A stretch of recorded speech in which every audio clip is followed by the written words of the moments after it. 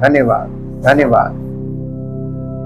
पिता परमेश्वर, हृदय से आपका धन्यवाद करते हैं और धन्यवाद के साथ आपके समीप आते हैं और आपकी अद्भुत प्रेम के लिए, आपके अद्भुत अनुग्रह के लिए प्रभु बहुत धन्यवाद करते हैं। ये आप हैं जो समस्त मानव जाति को अनंत मृत्यु से बचाने के लिए कार्य करते हैं और ये आप ही कर सकते हैं प्रभु।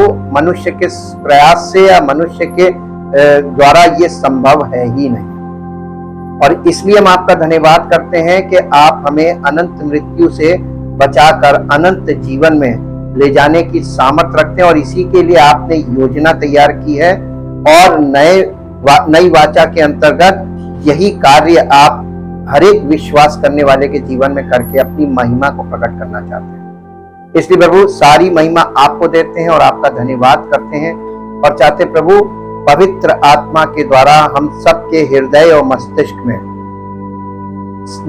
वो ऐसा काम हो कि हमारा हृदय नया हो और हमारा मस्तिष्क नया किया जाए, हम भीतर से नए मनुष्यत्व को प्राप्त कर सके ताकि हमारा जीवन अनंत जीवन के लिए तैयार हो और परमेश्वर की महिमा का कारण हो। सारी महिमा आपको मिले। इस प्रार्थना को आपके इकलौते पुत्र प्रभु यीशु मसीह के नाम से मांगते हैं, आमीन।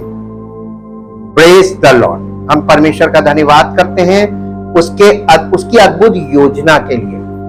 परमेश्वर की योजना नए नियम में जो आपको और हमको देखने को मिलती है, ये योजना उत्पत्ति से चालू हुई है। हमने अब्राहम के विषय में देखा, अब्राहम के द्वारा और अब्राहम के परिवार के द्वारा परमेश्वर ने उद्धारकर्ता को लाने के लिए योजना बनाई और प्रभु यीशु मसीह की वंशावली जो नए नियम में है, मत्ती में अब्राहम से शुरू होती है, उसमें अब्राहम, इज़हाक और याकूब तीनों मिलेंगे। आज हम अब्राहम और इज़हाक के विषय में हमने जाना, आज हम याकूब के विषय में जानकारी प्राप्त करेंगे। यहां से इज़हाक के बाद, जो इज़हाक के 2 बेटे हुए थे, उसके बाद क्या हुआ है, वहां से कहानी थोड़ी सी बदल जाती है और इससे हम देखते हैं कि जब आप नए नियम में आते हैं, पहली सदी की कलीसिया जो चेलों के द्वारा शुरू हुई थी, उसके बाद चेलों के चेले दूसरी पीढ़ी और फिर उनके चेले तीसरी पीढ़ी, यहां तक कलीसिया बिल्कुल सही चली और उसके बाद चौथी पीढ़ी में सब गड़बड़ हो गया और इस चीज को हम यहां पर देखेंगे। यहां पर भी वही हुआ। अब्राहम, इज़हाक और याकूब 3 पीढ़ी तक मामला सही रहा और इसके बाद चौथी पीढ़ी से सब, और इस चीज को हम यहां पर देखकर नए नियम को समझेंगे कि नए नियम में आज जो आपको दशा दिख रही है, यही दशा याकूब के बाद इजराइल में हो गई थी। याकूब का ही नाम बदलकर इजराइल पड़ा था। सबसे पहले याकूब के नाम के बारे में, याकूब का नाम अगर देखें तो उसका नाम था इंग्लिश में हील कैचर, हिंदी में एड़ी पकड़ने वाला, जिसको आगे चलकर ये बोला गया अड़ंगा मारने वाला। वो अड़ंगा मारा था उसने अपने भाई के और इसी का नाम बदलकर, और इसका एक और नाम था, याकूब का मतलब होता है धोखेबाज, डिसीवर। तो इसके नाम का ये अर्थ है अड़ंगा मारने वाला, एड़ी पकड़ने वाला, डिसीवर, धोखा देने वाला, धोखेबाज। इसी का नाम बदला था परमेश्वर ने और इसको नाम दिया था इजराइल। और ये नाम इसको इसलिए मिला था, इसने गॉड्स स्ट्रगल और ही स्ट्रगल्ड विद गॉड, ईश्वर का संघर्ष या उसने ईश्वर से संघर्ष किया और इसलिए परमेश्वर ने इसको नाम दिया था इजराइल। इजराइल ईश्वर के साथ संघर्ष कर रहा है। और आगे के पार्ट्स में जब आप बाइबल में पढ़ते हैं, लाल समुद्र पार, गुलामी से छुड़ाया जाना, फिर उनका समुद्र पार कराया जाना, जंगल के मार्ग में, परमेश्वर को इन लोगों ने कितना परेशान किया, कितना संघर्ष है परमेश्वर का इन वंशजों के साथ जो याकूब के द्वारा बढ़े थे आगे। और इसी विषय में हम लोग आज शुरुआत कर रहे हैं। सबसे पहले मेरे साथ पद पढ़िए जो आपको मिलेगा उत्पत्ति की पुस्तक, उसका 15 अध्याय और उसका 13 से 16 पद तक पढ़ेंगे। उत्पत्ति की पुस्तक 15 अध्याय उसका 13 से 16। तब यहोवा ने अब्राहम से कहा, यहां अभी नाम उसका नहीं बदला, अब्राम लिखा है। तब यहोवा ने अब्राम से कहा, ये निश्चय जान ले कि तेरे वंश पराए देश में परदेसी होकर रहेंगे और उस देश के लोगों के दास हो जाएंगे, यानी गुलाम हो जाएंगे, और वे उनको 400 वर्ष तक दुख देंगे। फिर जिस देश के वे दास होंगे उसको मैं दंड दूंगा, और उसके पश्चात वे बड़ा धन वहां से लेकर निकल आएंगे। और अब्राहम से कहा, परमेश्वर ने कहा, तू तो अपने पितरों में कुशल के साथ मिल जाएगा और तुझे बुढ़ापे में मिट्टी दी जाएगी, पर वे चौथी पीढ़ी में यहां फिर आएंगे, क्योंकि अब तक अमोरियों का अधर्म पूरा नहीं हुआ है। इसका मतलब परमेश्वर ने अब्राहम का जब नाम ही नहीं बदला था, यानी शुरुआत में 15 अध्याय में जब परमेश्वर ने अब्राहम से कहा था कि तेरी स्त्री के द्वारा मैं तुझे एक वंश दूंगा, जब वायदा किया था, उसी समय परमेश्वर ने अब्राहम के वंश के बारे में तीसरी पीढ़ी तक और उसके बाद चौथी पीढ़ी तक का पूरा हिसाब बता दिया था। यहाँ पे 3 पीढ़ी तक सब सही जाएंगे, चौथी पीढ़ी गुलामी में चली जाएगी, मिस्र की गुलामी में, और फिर मैं उनको छुड़ाऊंगा और इस तरीके से मैं अपनी महिमा करूंगा और उनको वायदा किए हुए देश को उन्हें दूंगा, कनान, प्रॉमिस्ड लैंड उनको दूंगा। ये तीसरी पीढ़ी कौन है? याकूब के द्वारा उत्पन्न पीढ़ी, ये तीसरी पीढ़ी है। आज हम याकूब के विषय में जानने जा रहे हैं। याकूब के द्वारा 2 बच्चे पैदा हुए थे, और 2 बच्चे कौन कौन थे? उसका बड़े बेटे का नाम था एसाव और छोटे बेटे का नाम था याकूब। ये 2 बच्चे थे, और इसका ये वंश और पारिवारिक जीवन, याकूब का वंश और उसका पारिवारिक जीवन। इब्राहिम के पुत्र इसहाक का दूसरा पुत्र था याकूब। वो उन कुलपतियों में से अंतिम थे जिनसे समस्त इजराइल की उत्पत्ति हुई, क्योंकि उनके बाद इजराइल 12 जनजातियों में विभाजित हो गया। याकूब के बाद पूरा इजराइल यानी अब्राहम के वंशज 12 कुलपतियों में डिवाइड हो गए, यानी 12 गोत्रों में बढ़ गए। कितना डिवीजन हो गया एक परिवार से, 12 गोत्रों में ये बदल गए, कुलपति हो गए इनके। और ये अंतिम था तीसरी पीढ़ी। समस्त इजराइल की उत्पत्ति हुई, जिनसे समस्त इजराइल की उत्पत्ति हुई, क्योंकि उनके बाद इजराइल 12 जनजातियों में विभाजित हो गया। याकूब इब्राहिम से 2 पीढ़ी दूर था, जो मेसोपोटामिया से आया था। ये उस परिवार की शाखा है जिसमें इसहाक अपनी पत्नी और याकूब को लाने के लिए गया था। परमेश्वर ने इब्राहिम और इसहाक के साथ एक विशेष वाचा बांधी थी, जिसे वो याकूब के साथ भी बढ़ाएगा। याकूब के पिता इसहाक को अधिक परमेश्वर के वचन बाइबल में अधिक लेसन्स या चैप्टर्स उसके लिए समर्पित नहीं है। हम देखते हैं कि उनमें निष्क्रिय स्वीकृति की विशेषता है। निष्क्रिय स्वीकृति की विशेषता का मतलब समझते हैं? उसके पिता को जब परमेश्वर ने कहा इस बेटे को कुर्बान कर दे, उसने कोई विरोध नहीं किया, निष्क्रिय रहा, यानी एकदम न्यूट्रल रहा और समर्पित रहा। यह है निष्क्रिय स्वीकृति। वो बिल्कुल उसके पिता को समर्पित रहा कि तू जो चाहो तुम करो। ऐसा था उसका, जिससे चाहो उससे विवाह करा लो। उसने विवाह में भी अपनी इच्छा को प्रकट नहीं किया, यानी समर्पित पुत्र, जैसा परमेश्वर का इकलौता पुत्र प्रभु यीशु मसीह। वो यीशु मसीह की बिल्कुल ठीक पिक्चर है उसके अंदर। हम देखते हैं कि उसमें निष्क्रिय स्वीकृति की विशेषता है। कुछ मामलों में यह अच्छा है, जैसे कि जब उसने इब्राहिम को उसकी बलि देने का प्रयास करने की अनुमति दी और इब्राहिम के सेवक के द्वारा उसके लिए आयोजित विवाह के लिए सहमति व्यक्त की। फिर भी इस विनम्र स्वभाव ने उन पारिवारिक समस्याओं में भी योगदान दिया होगा जिन्हें हम जेकब और एसाव के आसपास देखते हैं, क्योंकि इसहाक के पास नेतृत्व करने की दृढ़ इच्छा शक्ति नहीं थी। इसके पास, एसाव के पास, ये जो याकूब का बड़ा बेटा है, उसके पास यानी लीडरशिप की क्वालिटी नहीं थी। रिबका जो कुछ भी कर सकती थी उसे नियंत्रित करने के लिए आगे बढ़ती है, उस अभिशाप पर वापस जहां महिला नियंत्रण करना चाहती है।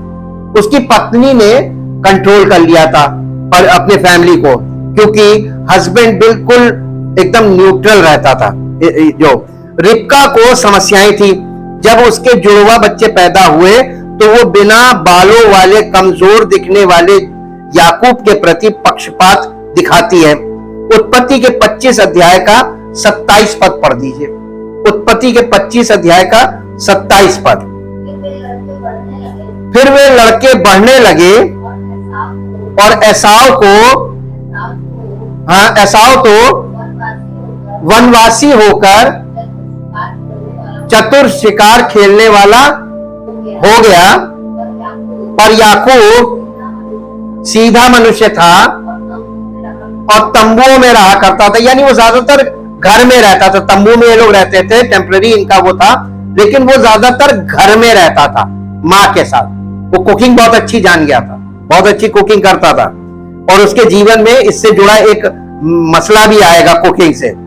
याकूब ने अपना अधिकांश समय घर पर बिताया, इसलिए रिबका ने उसकी जिंदगी संभाली और उसके लिए हर चीज की व्यवस्था की।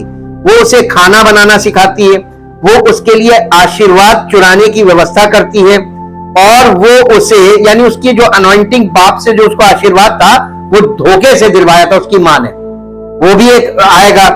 और वो उसे अपने भाई लाबान के पास यानी उसके मामा के पास भेजकर एसाव से उसकी मुक्ति की व्यवस्था करती है और उससे कहती है कि सब कुछ ठीक हो जाएगा। ये मां कर रही है, यानी इसहाक की पत्नी और याकूब की मां।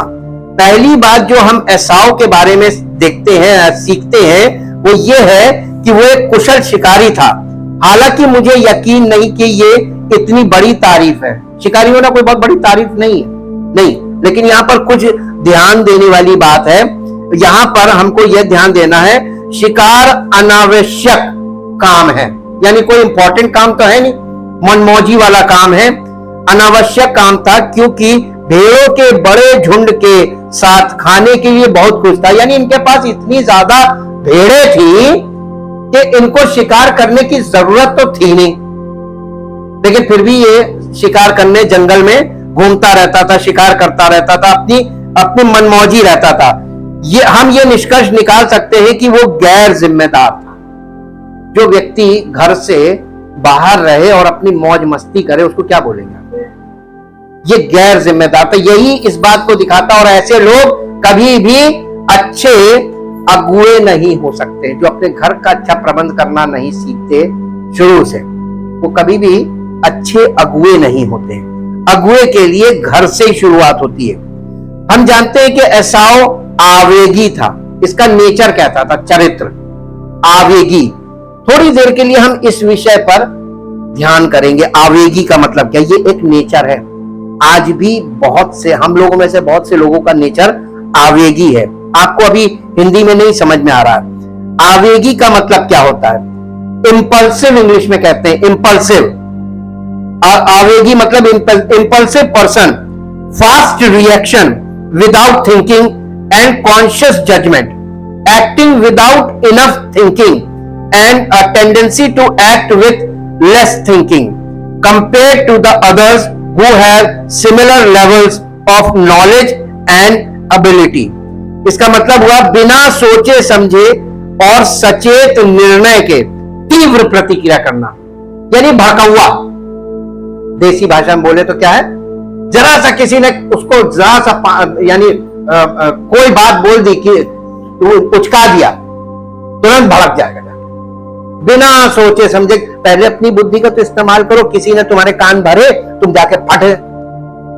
इसी को बोलते हैं इंपल्सिव नेचर। ऐसे आज बहुत लोग आज किसी ने तीसरे ने आकर उनको कुछ कर दिया, अच्छा अच्छा, वो तुरंत भाग गए। और ऐसे लोगों को लोग लड़ाई के लिए इस्तेमाल करते हैं, खुद सामने आके नहीं बोलते हैं। ऐसे लोगों का इस्तेमाल किया जाता है कि ये आवेगी है, इसी के कान भर दो, ये जाके खुद ही फट जाए, लड़वाने वाले। और ऐसे लोगों को लड़वाया जाता है, ये बहुत आसान होता है इनको। ये यानी ये भी एक तरह की वल्नरेबिलिटी है हमारे स्वभाव में, ये हमारे स्वभाव की एक बहुत बड़ी कमजोरी है। और इसीलिए बिना निर्णय के तीव्र प्रतिक्रिया करने वाले, पर्याप्त सोच विचार के बिना कार्य करना और ज्ञान और क्षमता के समान स्तर वाले अन्य लोगों की तुलना में कम सोच विचार के साथ कार्य करने की प्रवृत्ति, भावनात्मक उथल पुथल के समय में तात्कालिकता की भावना और स्वयं को नुकसान पहुंचाने वाला व्यवहार। ऐसे लोग मालूम क्या होते हैं, ये इनके अंदर भावनात्मक उथल पुथल जब होती है उस समय आप इनको भड़का लीजिए, क्योंकि भावनात्मक डिसबैलेंस हो रहा है, अगर उसी समय इनके कान भर दीजिए तो ये बिल्कुल खुद भी डिसबैलेंस होंगे और बवंडर फैलाएंगे। ये आवेगी व्यक्ति की पहचान बताई गई है। और इसलिए इस बात पर ध्यान दीजिएगा कि परमेश्वर ने यीशु मसीह की वंशावली से इसको कट ऑफ कर दिया। ये बड़ा भाई था, ये बड़ा था, याकूब का बड़ा बेटा पहलौठा, परमेश्वर ने इसको कट किया। और अब हम आपको यहां पर एक पॉइंट और दिखाते हैं। आप शुरू से परमेश्वर के वचन में बाइबल में देखिएगा तो बड़े बेटे, आदम का बड़ा बेटा काइन, परमेश्वर ने उसको एक्सेप्ट नहीं किया। उसके छोटे बेटे हाबिल को किया था, काइन ने हाबिल को मार दिया। हाबिल की जगह शेत पैदा हुआ और शेत के वंश से नूह आया और नूह के वंश से अब्राहम का पिता आया, जिससे अब्राहम आया। ये वंशावली पूरी वहां से चली आ रही है। इसके पीछे अगर आप जाएंगे अब्राहम से पीछे तो शेत से आप शुरू होंगे, यानी शेत से, यह आदम के बाद शेत, तो आदम की वंशावली है जो अब्राहम से याकूब पे हम आ गए। और ये एकदम सीधी एक लाइन आ रही है और ये वंशावली में आपको सब मिलेंगे, तो उसमें एसाव नहीं मिलेगा, बड़ा बेटा। उसका कारण उसका स्वभाव लीडरशिप के और मसीह के वंश के लायक नहीं था। मसीह के वंश में वो लोग नहीं आ सकते जो जिनमें स्वाभाविक समस्या है। और ये इसका आवेगी नेचर क्यों है? आज भी बहुत से लोगों में आवेगी नेचर है, इंपल्सिव नेचर, भड़कने वाला। जरा से उनको कुछ बोल दो एकदम भड़क जाएंगे, अपनी बुद्धि अपनी समझ का बिल्कुल इस्तेमाल नहीं करेंगे, जानकारी प्राप्त नहीं करेंगे, सहूलियत से उस चीज को बैठकर समझना नहीं चाहेंगे, भड़क जाएंगे। और ये नेचर पवित्र आत्मा ना होने के कारण, यानी जब पवित्र आत्मा मनुष्य के जीवन में नहीं है और पतन का स्वभाव है तो इस तरीके का नेचर है। और अगर इस तरीके का नेचर है किसी में, इसका मतलब वो अभी मसीह में नहीं है या पवित्र आत्मा के संपर्क में नहीं, इन ट्यून होना चाहिए। और यहां से हम इस चीज को देखते हैं कि वो आवेगी था, उन्होंने अपने, ये आवेगी था तो इसने आवेगी इसी स्वभाव के कारण क्या किया था मालूम है? अपना बर्थ राइट बेच दिया था। बर्थ राइट का मतलब क्या होता है? जन्म सिद्ध अधिकार, पहलौठेपन का अधिकार। ये पहलौठा था। पहलौठे का अधिकार क्या था बाइबल के अनुसार? पहलौठे लड़के को डबल पोर्शन दिया जाता था, उसके बाद सारे भाई बहनों को अलग अलग भाग मिलता था, सबको डिस्ट्रीब्यूट इक्वल होता था, लेकिन बड़े वाले को, पहलौठे को डबल दिया जाता था। इसने क्या किया था? अपने छोटे भाई के हाथ एक वक्त के भोजन के लिए अपना पहलौठेपन का अधिकार बेच दिया था, क्योंकि वो कुकिंग बहुत अच्छी करता था, ये भूखा था। तुरंत इसने सौदा तय कर लिया था, इसीलिए उसको बोला गया धोखेबाज। उसने इसको धोखे से ट्रैप किया और ये आवेगी था, खट से इसने अपना बर्थ राइट दे दिया। यही चीज बताई जा रही है। वो क्षण भर के लिए जीवित रहा और उसने उन विदेशी महिलाओं से विवाह किया जो परमेश्वर का सम्मान नहीं करती थी। एसाव ने बाद में अपने पिता को खुश करने के लिए इश्माइल की बेटी से शादी की, लेकिन परमेश्वर को नाराज किया। लेकिन बहुत देर हो चुकी थी, एसाव चुनी हुई पंक्ति में नहीं होगा और उसे वाचा प्राप्त नहीं होगी, ये परमेश्वर ने निश्चय कर लिया। इसलिए ऐसा लगता है कि हम देख सकते हैं कि याकूब काफी विशिष्ट परिवार से आया था। उसकी मां ने नियंत्रण अपने हाथ में लेने, उसकी मां के अंदर अपने हाथ में कंट्रोल, नियंत्रण लेने की प्रवृत्ति थी, उसका नेचर था उसकी मां का। सब कुछ, सारा कंट्रोल घर में कौन किसके हाथ में था, और होना किसके हाथ में चाहिए था? जी, परमेश्वर के वंश में अगर कोई आ रहा है वहीं से गड़बड़ी, इसीलिए ये यहां से थर्ड जनरेशन के बाद ये गड़बड़ी हो गई, ये यहां से हुआ। और इसकी गड़बड़ियों को आप नोट करते रहिए और अपने जीवन में और अपने परिवार में गौर करके देखिए, गड़बड़ी तो नहीं है। पिता ने उसे जाने दिया, नियंत्रण हाथ में लेने की प्रवृत्ति थी, और पिता ने उसे जाने दिया। उनका भाई एक प्राकृतिक और सांसारिक व्यक्ति था जो इस दुनिया की चीजों से चिंतित था। याकूब के अपने परिवार में उसकी 2 पत्नियां और 2 अतिरिक्त नौकरानियां थीं जो उसे पत्नियों के रूप में दी गई थी।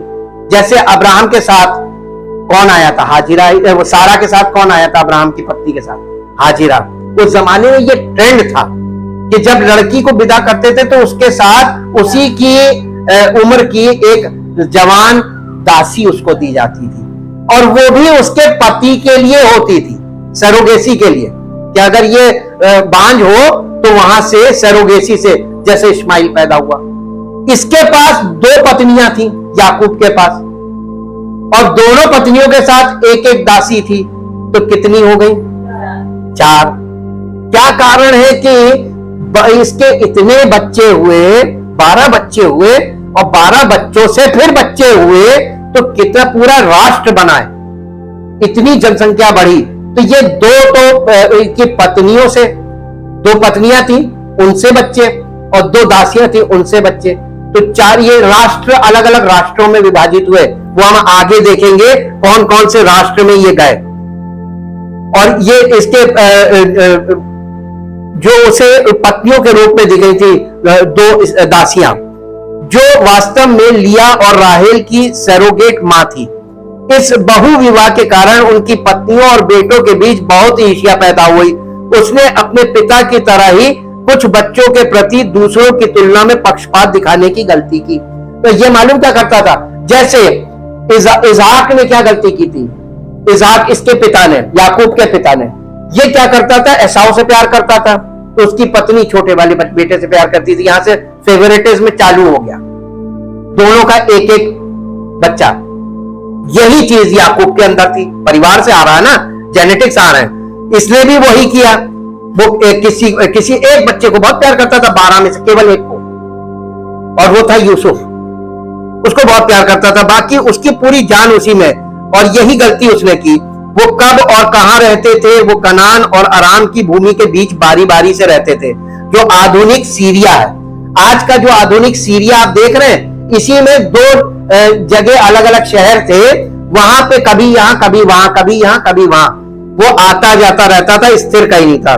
उसके पहले अब्राहम और इज़हाक की तरह वो एक प्रवासी था, जिसका अर्थ है कि वो विशेष रूप से एक ही स्थान पर नहीं बस गया। बड़े झुंडों को खिलाने की जरूरतों के अलावा उसके जीवन की परिस्थितियां कभी कभी याकूब को आगे बढ़ने के लिए प्रेरित करती थी। एसाव की धमकियां, लाबान का क्रोधित चेहरा और शेकेम के लोगों की हत्या के लिए कनानियों का संभावित बदला, सभी ने याकूब को कई बार स्थानांतरित करने के लिए प्रेरित किया। मेरे साथ निकाल लीजिए याकूब की उत्पत्ति उसका 28 अध्याय उसका 4 पद पढ़िए। वो तुझे और तेरे वंश को भी अब्राहम की सी आशीष दे कि तू ये देश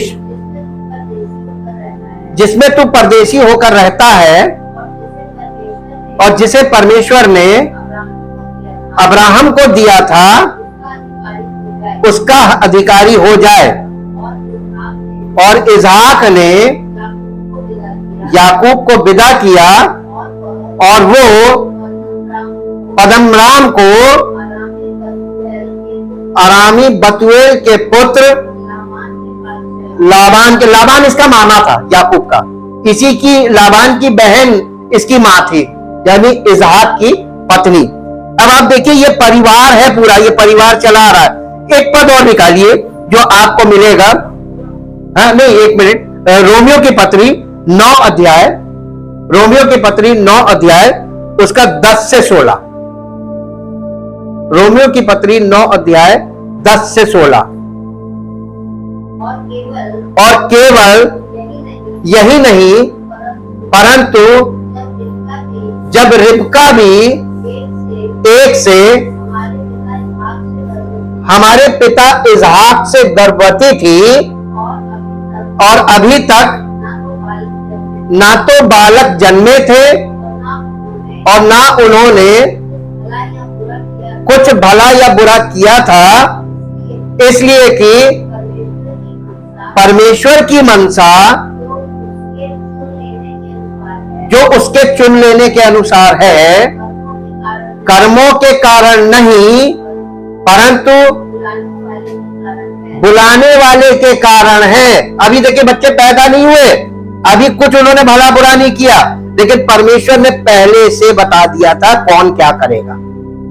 प्रोफेटिक है दोनों बच्चों के बारे में। पहली चीज उसको यही नहीं मालूम था कि उसके पास 2 हैं घर पे। अब इसको आगे पढ़िए। उसने कहा, परमेश्वर ने कहा, जेठा मतलब बड़ा, बड़ा जो है वो छोटे वाले अपने छोटे भाई का गुलाम हो जाएगा। जैसा लिखा है, मैंने याकूब से प्रेम किया परंतु एसाव को अप्रिय जाना। ये कौन करता था? इसहाक। और इसहाक कर रहा है, इसका मतलब इसहाक के द्वारा परमेश्वर कर रहा है।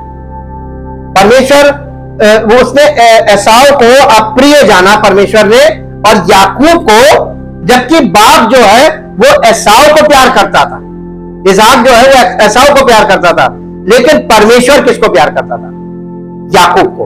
हालांकि याकूब धोखेबाज था, लेकिन कुछ याकूब में अच्छा था जो एसाव में सब गलत था। एसाव टोटल रॉन्ग था बिल्कुल, और परमेश्वर को इसीलिए नहीं पसंद था क्योंकि पहली चीज वो पूरे समय जंगल में घूमना, मौज मस्ती करना, शिकार करना। ये शिकार एक शौक है, वो अपनी हॉबी में लगा रहता था और उसको जिम्मेदारी से कोई मतलब नहीं। इतना बड़ा उसके बाप का कारोबार था, उनके पास जानवर थे, उनको चराना है, उनको पालना, उनको करना, सारी उनकी देखभाल वो कौन करता था? याकूब करता था। याकूब यही करके जब मामा के यहाँ गया तो वहां पे जॉब उसको क्या मिली थी? यही तो मिली थी, भेड़ बकरियों की रखवाली करना, उनकी जनरेशन बढ़ाना। और इसमें माहिर था क्योंकि वो घर में रहकर सीखता था। कुकिंग बहुत अच्छी करता था क्योंकि मम्मी के साथ वो कुकिंग सीखता था। घर के सारे प्रबंध उसने सीखे जो एसाव ने नहीं सीखे। यहां से ये सब पॉइंट्स हम लोगों के लिए इंपॉर्टेंट है। एक और पद निकाल लीजिए जो आपको मिलेगा उत्पत्ति की पुस्तक, उत्पत्ति की पुस्तक, और उसका जहां पे ये लोग उत्पन्न होते हैं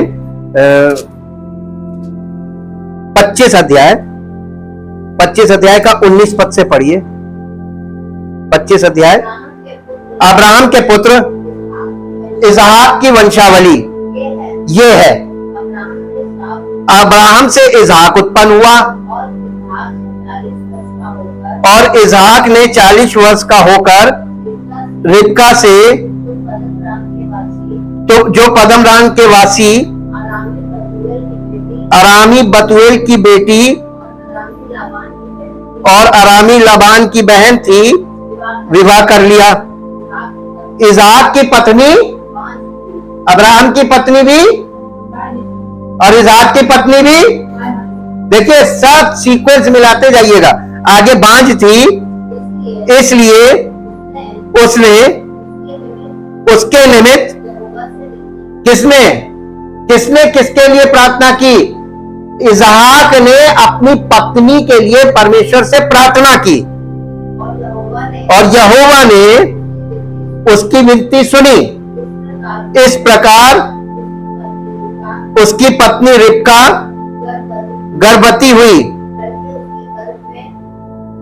लड़के उसके गर्भ में आपस में लिपट के ले अंदर ही लड़ाई शुरू हो गई, एक दूसरे को मारने लगे। तब उसने कहा, मेरी जो ऐसी दशा रहेगी तो मैं कैसे जीवित रहूंगी?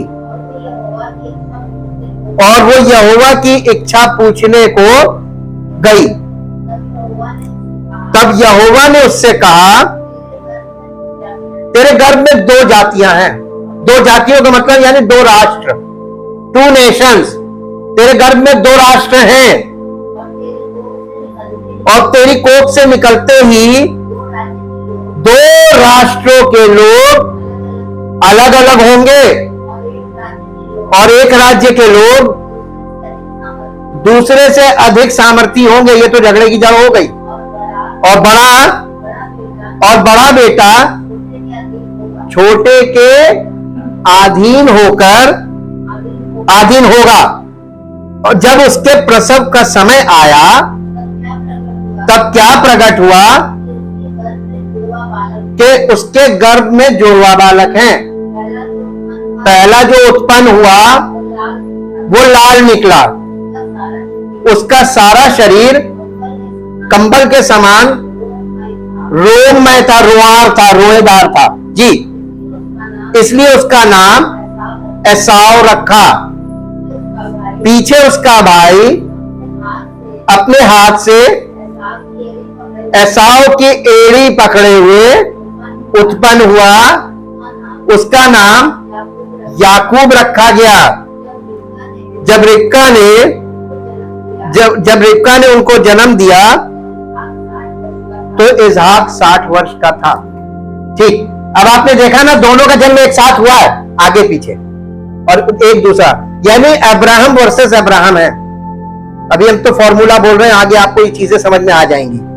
दोनों पैदा हुए और दोनों ही अब्राहम उनका परपोता था, यानी याकूब के बच्चे हैं ना, तो अब्राहम उनका परपोता था। और 2 राष्ट्र निकले वहां से।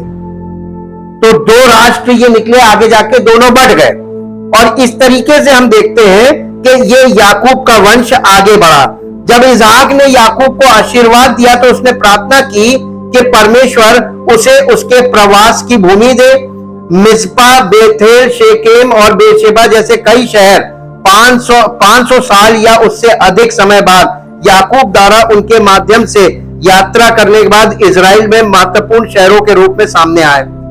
जन्म से जुड़ी घटनाएं बाइबल में कई दिलचस्प जन्मों के बारे में बताया गया है और ये उनमें से एक है। रिबका बांझ थी और इसहाक द्वारा उसके लिए प्रार्थना करने के बाद ही वो गर्भवती हुई, जिससे इस तथ्य पर प्रकाश पड़ा कि उसके बच्चे परमेश्वर जीवनदाता का एक उपहार थे। और हम लोगों ने अभी जैसे इस प्रकार अभी पढ़ा है ना कि उसने उसके लिए प्रार्थना की और परमेश्वर ने उसको वो दिया। और ये हमने जो अभी पढ़ा है ये उसका वृत्तांत लिखा हुआ है। रिबका अपने गर्भ में भी बच्चों के संघर्ष को महसूस कर सकती थी, ऐसे समय में जब कोई अल्ट्रासाउंड नहीं था।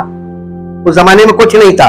उसे पहले से ही उम्मीद थी कि उसके जुड़वा बच्चे होंगे और वो जानना चाहती थी कि वे उसके भीतर इतना संघर्ष क्यों कर रहे थे।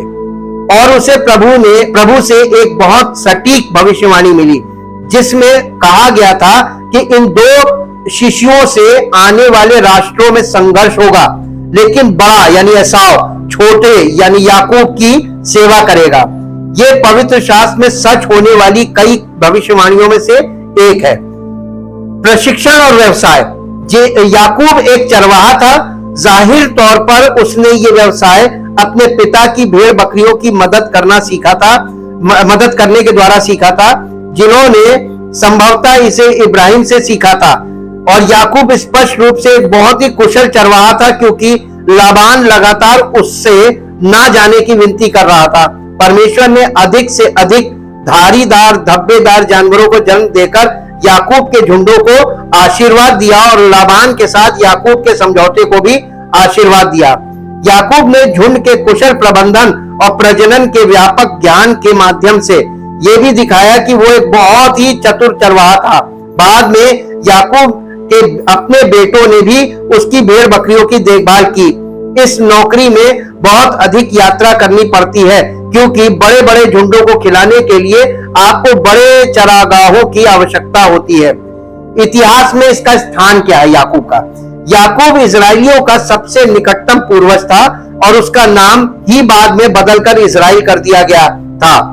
ये याकूब के साथ ही था कि इजरायलियों के परिवार ने सबसे पहले विस्तार करना शुरू किया और सबसे पहले मिस्र चले गए, जहां ये वास्तव में एक बड़े राष्ट्र के रूप में विकसित हुआ।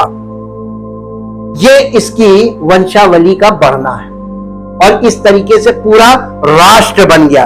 इसका विशेष गुण क्या? अच्छा योद्धा, वो पूरी रात बिना हारे पेनियल में देवदूत के साथ संघर्ष करने में सक्षम था, शायद इसलिए क्योंकि परमेश्वर उसे कुछ सबक सिखाना चाहते थे। और इसकी कमजोरी क्या थी? ये झूठा नंबर 1 था। उत्पत्ति 27 अध्याय उसका 18, 19, 20 पढ़िए। 18, 19, 20। तब वो अपने पिता के पास गया और कहा, हे मेरे पिता। उसने कहा, क्या बात है? हे मेरे पुत्र, तू कौन है? ये इसकी आंखें धुंधली पड़ गई थी, इसको साफ दिखता नहीं था। याकूब ने अपने पिता से कहा, देखिए क्या कह रहा, सच बोल रहा कि झूठ? एक नंबर का झूठा थी, उसकी कमजोरी थी। जी, उसने कहा, मैं तेरा बड़ा बेटा एसाव हूं, मैंने तेरी आज्ञा के अनुसार किया है, इसलिए उठ और बैठकर मेरे अहेर के मांस में से खा ले, कि तू जी से मुझे आशीर्वाद दे।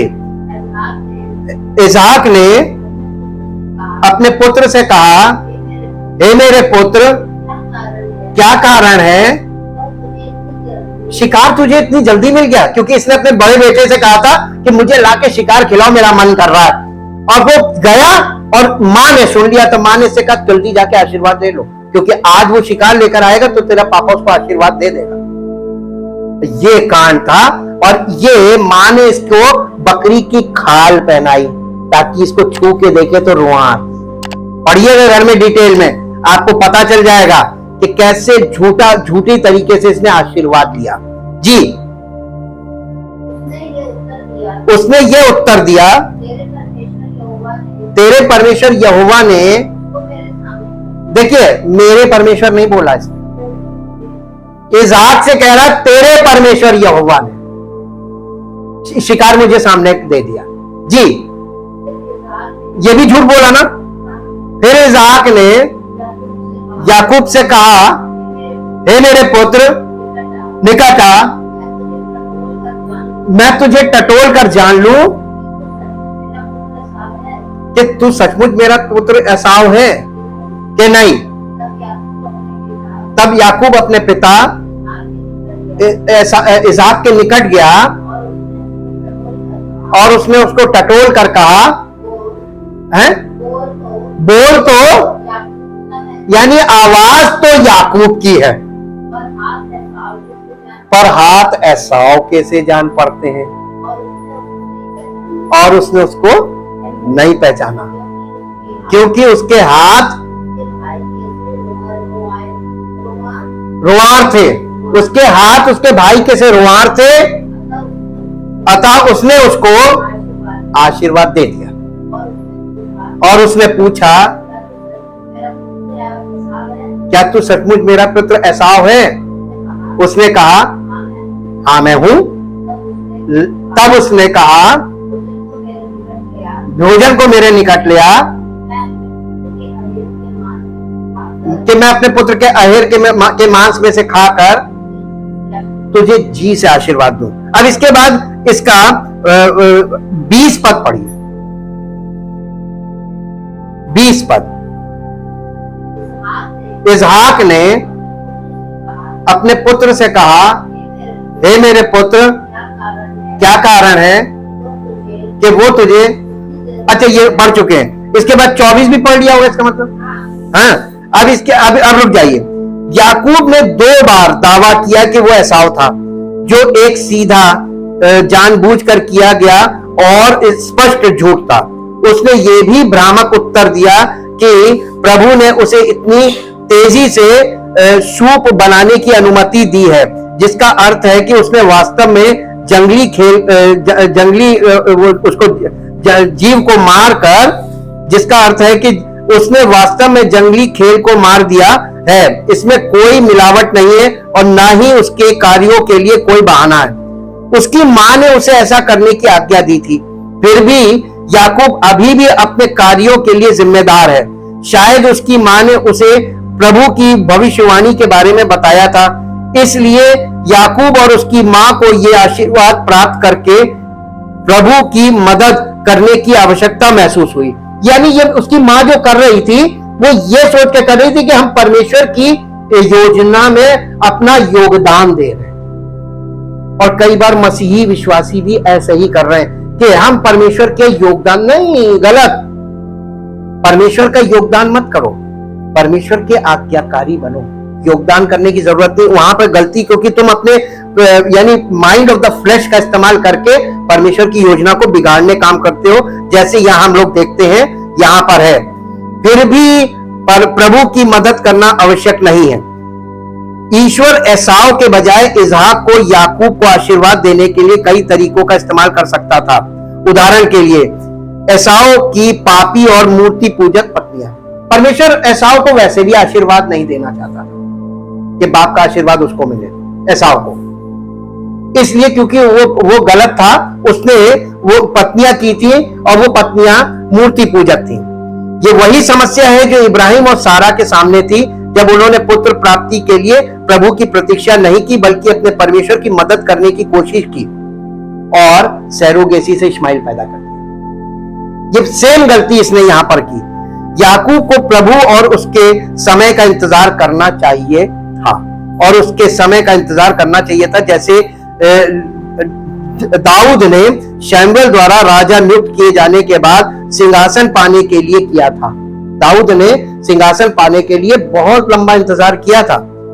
एक और दिलचस्प तथ्य यह है कि आशीर्वाद चुराने के इस धोखे के कारण याकूब को तुरंत वादा किया हुआ देश छोड़ना पड़ा। तथ्य यह है कि जिस तरह से उसे आशीर्वाद मिला उसके कारण उसे वादा किया हुआ देश छोड़ना पड़ा। यह एक और संकेतक है कि वो प्रभु की इच्छा से बाहर चला गया।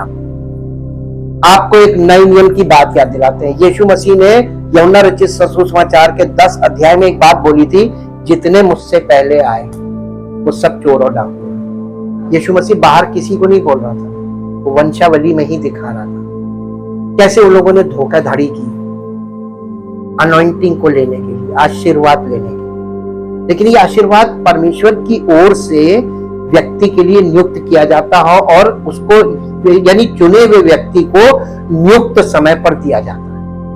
ये आपके कुछ करने से आपको नहीं मिलता है, इसमें हमने अभी तक ये सीखा। जितनी बातें हमने आज सीखी हैं, ऐसे ही हम कल इसी विषय में आगे बढ़ेंगे और इसके जीवन को और आगे नजदीकी से देखेंगे, क्योंकि बहुत इंटरेस्टिंग चीजें आगे आने वाले कल के विषय में हम लोग को देखने को और सुनने को प्राप्त होगी।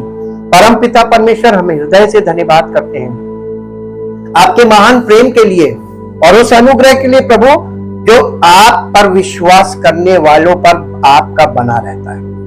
विशेष अनुग्रह दृष्टि आपकी बनी रहती है। यदि कोई राई के दाने के बराबर भी विश्वास रखता है तो आपका अनुग्रह उस पर बना रहता है और आपकी अद्भुत योजना उसके जीवन में पूरी होती है। आपकी योजना आपके द्वारा पूरी होती है प्रभु, उसमें हमारा कोई योगदान नहीं है, इसमें हमें कोई प्रयास करना ही नहीं है। हमें ये सीखने को मिला। हम चाहते प्रभु हर एक व्यक्ति परमेश्वर के नियुक्त समय तक ठहरना और उसकी ओर से जब तक वो बढ़ाए ना, जब तक वो हमें किसी चीज में नियुक्त करके खड़ा ना करे, हमें बिल्कुल अपने स्थान पे चुपचाप बने रहना है। जैसा कि वचन में लिखा है कि उसके बलवंत हाथ के नीचे दीनता से बने रहो, उचित समय पर वो तुम्हें बढ़ाएगा। प्रभु ये स्वभाव हर विश्वासी के अंदर स्थापित हो और हर विश्वासी अपने समय तक के लिए, नियुक्त समय तक के लिए ठहरे, ताकि परमेश्वर की योजना के अनुसार उसका जीवन आगे बढ़े और परमेश्वर की महिमा प्रकट हो और परमेश्वर की महिमा का कारण हो। सारी महिमा आपको। इस प्रार्थना को आपके इकलौते पुत्र प्रभु यीशु मसीह के नाम से मांगते हैं, आमीन। Praise the Lord. परमेश्वर आपको आशीष